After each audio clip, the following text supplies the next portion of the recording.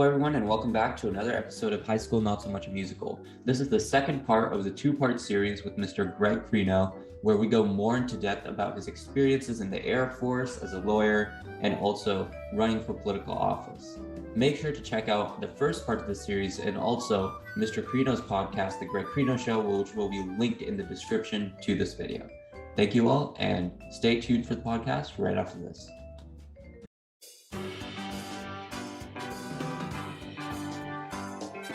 This is High School Not So Much a Musical, a podcast that takes you on a ride through the peaks and valleys of a high school journey.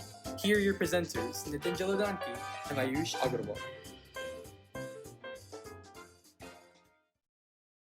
Yeah, that's really different from going to university, because you want to be good at one specific thing, and that's what you're going to major in, hopefully, in college. But in the academy, you have to be good at everything, otherwise you're not going to get in. So if you guys can't tell already, Mr. Krino, he sort of does it all, and he's literally done everything. So now we're going to transition to the politics and law school side of him. And he left the military and went to law school. And the question I have for you is, could you talk about how that went and why your interests, they diverted from flying in the sky all day to wanting to sit at a desk analyzing the US government? I know it was a tough decision because I love flying airplanes, and of course I'm doing it now. But the reason for me started after my first assignment in the Air Force. So my first active duty assignment, where I was done with my training, I was a fully qualified A-10 pilot. I was in Korea. So I was stationed in South Korea at a base called Osan Air Base, and it's about an hour and a half drive south of Seoul. And when I was based there, I really had the time to learn about the Korean War and why we were there. And I got very interested in public policy. So I knew at that time I had about, I think, 7 more years in the Air Force where I was going to be the instrument of military power. And when I was done, I thought, well, I would like to actually be the one who helps to shape those policies. And the best way to do that was to get into politics. And the best way to do that was to go to law school. So that was where all that started, was my first assignment in Korea. And then it just grew from there. I was always a news junkie. I was watching CNN and Fox and reading as much as I could and just learning about the world. And it was just that thirst for knowledge that kept me going. I always enjoyed learning. And I think, again, it was more born of the idea of I wanted to be the one that helped to shape international policy. So that's what led me to law school and politics. Okay, so you've just talked a lot about politics, and Ayush and I, last summer, we were part of this internship called Rishi for Congress. And in that internship, we spent a lot of time with phone banking, so calling up constituents in the area and talking to them about the candidates' policies. We also spent a lot of time canvassing, dropping off flyers and stuff like that. So could you talk about your own experiences running for political office in Arizona? What exactly you ran for, how you campaigned, and what ended up happening, and also maybe some of the lessons learned from all of that? Sure. So I was living in Tucson. So I was based in Tucson flying the A-10. And when I applied to all the law schools around the country, I got into, I think, 3 of them. And one of them was the University of Arizona Law School, which happened to also be in Tucson. So because it was about the same quality of schools as the other ones that I got into, I decided just to stay there. And I had a lot of friends in the area. And so I had a lot of roots in Tucson. And so I ran for, actually, I was in my 3rd year of law school, and I had a friend also in law school who we had a lot in common as well. He was an Air Force guy and he was into politics as well. And I told him, I'm like, hey, I'd like to run one day. And he had a lot of political connections in the local party. So I said, hey, I'd like to go to a meeting and just get to know people and see what the process is like. And so I went to one of those meetings and met some people, and they liked me, they liked my background. And they said, we don't have anybody who lives in your district who's running, would you like to run? And I said, well, this is a little bit early, but seeing as I was still in law school at the time, I was in my 3rd year. And they said, well, we'll help you out, and you've got the background, and we like you and we think you'll do well, and give it a shot. So I did, and I ran for state senate in Arizona in 2010.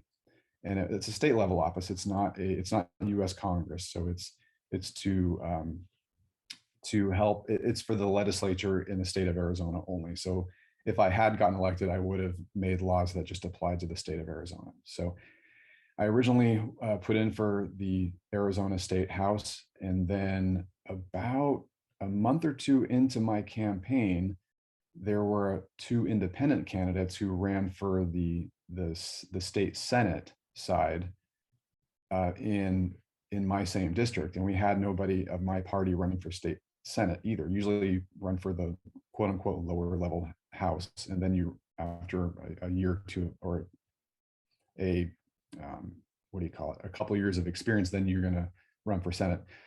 Well, because there were two independents running and one person of the other party running, I thought, well, these people might all divide up the vote because they're all kind of have the same philosophy of government. I was the only one who was a little bit different. And so I ran a write-in campaign to jump over to the Senate side. And I got enough signatures to do that, and then ended up running for state Senate in Arizona.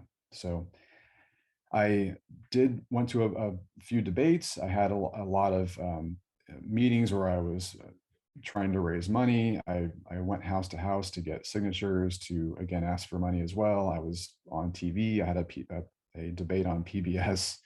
I was on the radio a few times. It was really quite an experience. Met a lot of people. Unfortunately, I did not win. I was in a district that was pretty heavily weighted toward the opposing party, and there were just too many people of the other party that I think I just couldn't overcome that. So ended up losing that race, but again, it was overall pretty positive experience. There are some negatives as well. I could talk about those. I said probably the negative part was just asking for money. I'm not the type of person that is used to asking for a lot of help, and especially asking for money. It just feels kind of gross in a way. It feels like I'm having to sell something, and in a sense you're selling yourself. So that was a little bit tough to just ask random friends for $50 or $100 or whatever. And I'd say the other hard part was the debates weren't really genuine debates. They were debates that were organized by an interest group. They had pretty loaded questions, and usually it was an interest group that I generally was not aligned with, because I was in such a district that was heavily weighted toward the opposing parties. Most people that I talked to did not agree with me to begin with. And so it was a pretty uphill battle. A lot of times I had to, they would ask questions and they would just give me 30 seconds, and then they would give the opponent 30 seconds, and there was never any back and forth. You could never actually kind of argue your point and clarify things. It was just very mechanical.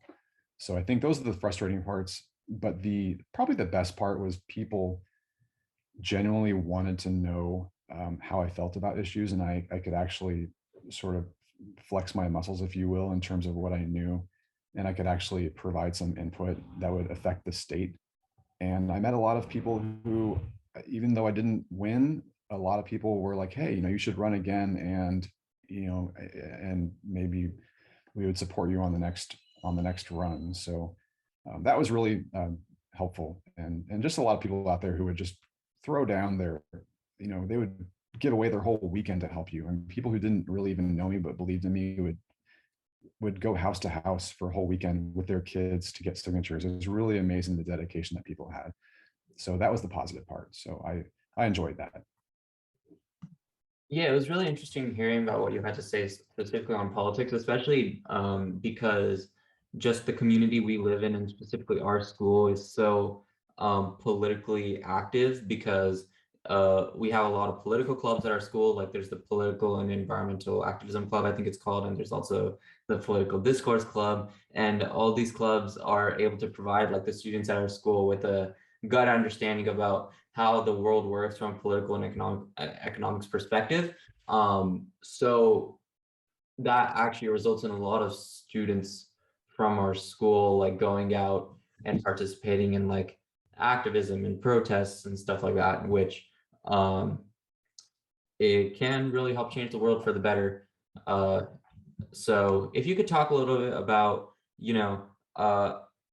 veterans, because veterans, you technically are a veteran, as you previously served in the Air Force, and Veterans Day was last week, and I personally believe that our country doesn't has kind of lost sight of its veterans. We don't give them as good treatment as we should, in my opinion. That, again, that's just my personal opinion. But if you could talk about your own opinions on uh, should veterans be treated better, worse? Kind of your experiences as a veteran. Have you had gotten any help from the government due to any injuries you might have suffered in battle, anything like that?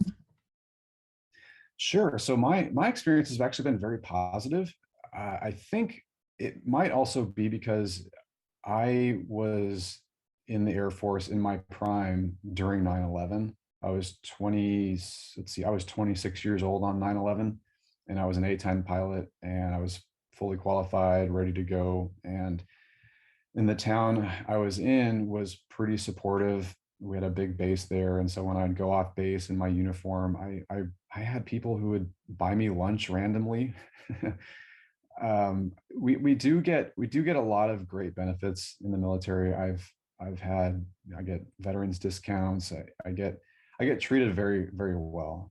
I think as far as what our country should do, I think I would keep it about the same personally. And again, this is just my personal experience. It depends on where you go too. I think in maybe certain areas of the country where there's no military presence, maybe a veteran wouldn't get treated quite as well because they're so different. People can't identify with that lifestyle, and maybe all they know is what they've seen on TV, or they're kind of going off of stereotypes.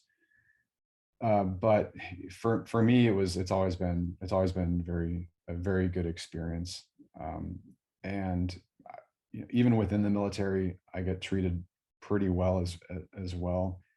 Being a fighter pilot, I think we're sort of if you could, for lack of a better phrase, sort of at the top of the heap. That's the whole reason the Air Force exists, is because of airplanes, and obviously pilots fly airplanes. So I think I've been treated pretty well, and I like how the country does treat us. Now, that said, I can see how if you're quite a bit younger and maybe you weren't around during 9/11, or you didn't experience some of these things firsthand, that our country might go in a direction where we don't quite have the same feelings about our military as we did in a time of conflict. So that could be a reflection of just the changing times. And so I think it's important for veterans to speak to younger people, to say, hey, life wasn't always this peaceful. There are people who have gone through great tragedy and had to sacrifice a lot for things to be how they are,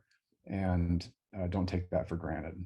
So I think it's certainly important. I'm not asking to be worshipped. I don't expect a discount. In fact, I get irritated when there have been a couple of veterans in my life that have expected a discount. They've expected to be treated well, and they get angry when they don't. And that's even more offensive to me than somebody who just doesn't really care about veterans. I'm like, you should never expect that. You should be doing this for the right reasons, which obviously we have our personal reasons why we're in the military, and that's great. I have my personal reasons. I love flying airplanes.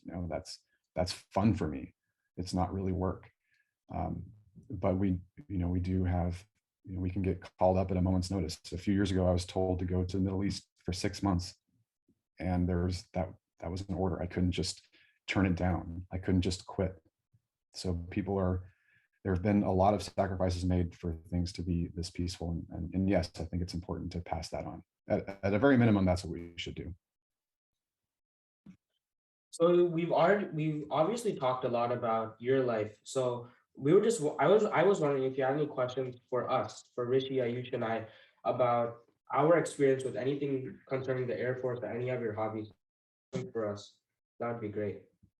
Sure. Yeah. Why did you initially want to interview a veteran? Was it because do you have anybody in your family who's veterans? What was the initial spark that caused you to want to have this type of interview? So, like, one of the main reasons we started this podcast was because we wanted to help high schoolers just understand the different types of jobs that are out there. And just for some like backstory, the school that Ayush, Rishi, and I go to is very, very STEM focused. So everything is about getting the best grades, getting the best SAT, ACT score, getting into the best college, and having the best job that gets you the best money. And that's sort of just how our school is structured and what everybody's working towards a common goal. But seeing that there's so many different types of jobs out there, because we've interviewed so many different types of people on this podcast, stemming from like nutritionists and eating disorder specialists to congressmen to standardized test experts, we really wanted to tell people about the different types of opportunities that there are out there. And we actually talked last week to a child actor who's one of my very close friends, and he's Indian, so there's obviously the preconceived notion from his parents and from his relatives that he has to go into STEM. So when you think about when he thought about it, he wanted to go into acting. He's been very into movies since like a very young age. So the whole point of the podcast and the reason that we would love to have you on and the reason we wanted a veteran was just to kind of inform people about the opportunities that are out there, because we're kind of getting into a world where everything is STEM. It's all about engineering, all about medicine. So knowing that there are people on the front lines who are fighting for our country out there, we obviously need more people to keep continuing to keep up the work that you did in the past. So sort of just about informing the people that are listening to our podcast, which are primarily high schoolers. I have one more question. So how are your parents or your family or whoever, how do they pressure you to be in a certain field, or are your parents, just you guys personally, are they pretty open? How is your relationship with them in terms of what they want you to do for your career? So I think my parents have given me a lot of freedom in pretty much like every aspect of life. Like they're always telling me to like go do stuff on my own. They obviously make sure that I'm keeping up with my grades and everything, but they're not like rigorously checking what all homework I have every day and making sure I get it done. But like they're making sure that I do stuff on my own, so I kind of like learn like the independence aspect of life. So I think that's really helped me out. And they're like kind of taking the same approach towards like my career. They're letting me do whatever I want, which I'm super, super grateful for, because it means I can really find what I'm actually passionate about instead of just having to go into something for, the money. But I do know of a lot of like Asian parents or even just parents in general who pressure their kids extremely to go into certain fields or certain professions. So I think that's also like a big stereotype that exists, which I think for a lot of families is sadly pretty accurate. So Rishi, do you want to talk about your experiences with it? So mine is quite similar to Ayusha's. Like in my family, like my dad, he went to a good college and he'll give me guidance and he'll give me like information about what he thinks will be the best for me. But like inevitably, he's not me.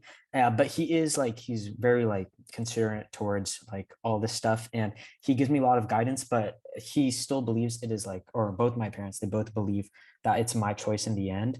But luckily, what I want to do, it aligns similarly what they did and what they want me to do.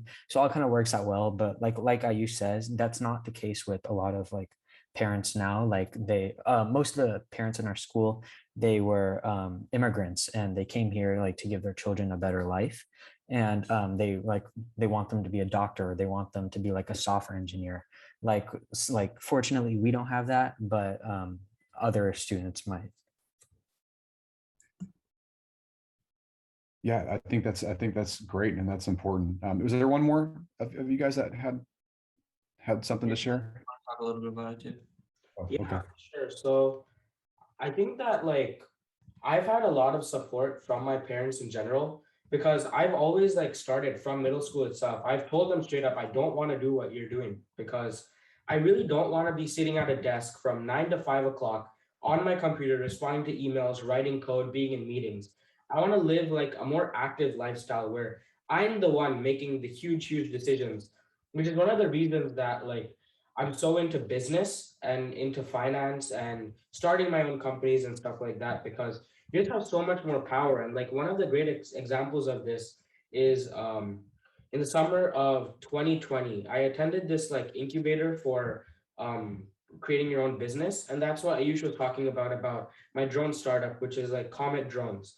And the whole thing that we focus on that is there's high schoolers who are really into drones, like I was at a very young age.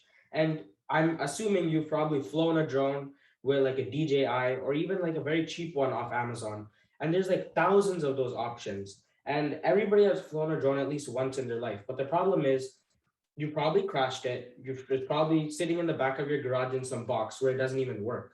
So taking that own problem of mine and starting my own company and being the head of it helped me gain a lot of understanding for what it takes to be like a good leader. And I think that because our parents were kind of pressured into the situation where they had to move to the US for a better life, they were kind of forced to go with whatever the stereotypes were, whatever life took them. But since our parents have come to the US for a better life for us, we obviously get to define our own future. So my parents might be software engineers, and my mom was very against, and she's still very apprehensive about me going into business, finance, private equity, economics, everything like that. So it's a very difficult situation where, because the thing is, it's not that they don't think that you're not going to succeed in it, they just don't see the opportunities or the vision that going into the industry does.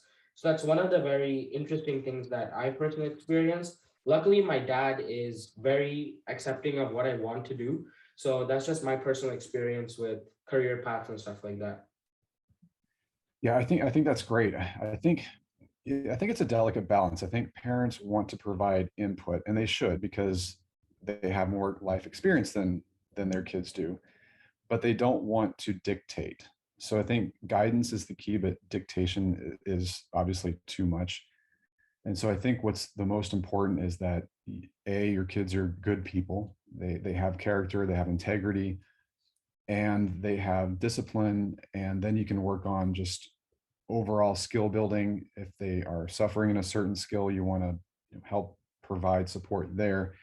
But I think you're right, as far as the end goal, that needs to be dictated by the person who by you, and it needs to be dictated by the person who's going to be experiencing that. And I think that's great. I think that I'm glad to hear that your parents have provided, again, a little bit of guidance, and they're supportive of you, and they're not telling you what you should be doing, because that would just be miserable, and that only causes, I think, kids to run the other direction, and then they have no guidance. Now they don't have any parents at all. So it's I was lucky. My parents were always supportive of what I wanted to do. I knew I wanted to get into flying, and they I think the best thing that my parents ever did for me was provide me space. They didn't tell me what I should or shouldn't do, but I was getting my work done. They were hands off, and I was always in control. And I always knew that they loved me, and I think it really helped.